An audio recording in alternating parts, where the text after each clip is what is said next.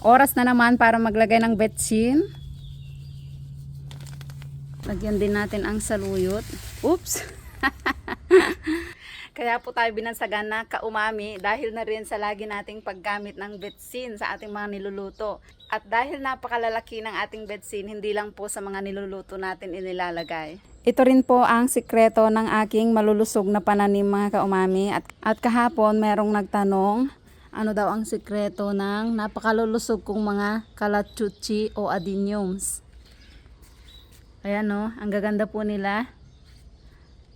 At ang kakapal, meron pa doon. So kahit sa mga halaman, betsin po ang ginagamit kong pataba, wala nang iba. Ganyan. Binubudbud ko lang po sa katabi ng puno nila. At kapag diniligan, bahala nang mag-melt dyan yung betsin. Ganon din po sa ating mga pananim. Ayan, yung mga sitaw po natin, oh. Ang lulusog at ang daming bunga. Ay, ala, ang dami. So, lalagyan din po natin ng betsin. Naparami yata. Para kapag niluto natin, hindi na kailangan ng betsin, di ba? Malinamnam na mga kaumami. Yung pechay, oh. Ay, mga kaumami, oh. Pechay. Meron din tayong gabi. Lagyan din natin. Kamatis na mukhang malungkot. Lagyan din natin. Meron din tayong saluyot dito mga kaumami. Lagyan din natin ang saluyot. Oops! Ayan o, ang lulusog po ng mga pechay natin. Meron din tayong talong na bagong lipat lang.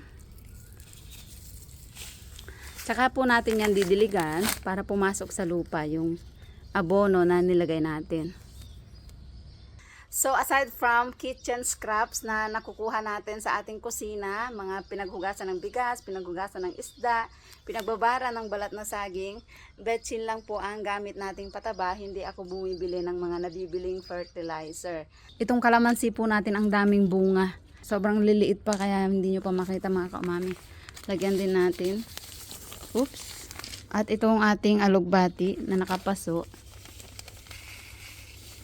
Meron din po tayong avocado, Thai lime, at malunggay. Kaffir lime. Lagyan din natin. Thai lime. So, yun lang mga kaumami. Sa mga mahilig magtanim, subukan nyo rin ang betsin. Bukod sa matipid, ay very effective sa ating mga pananim.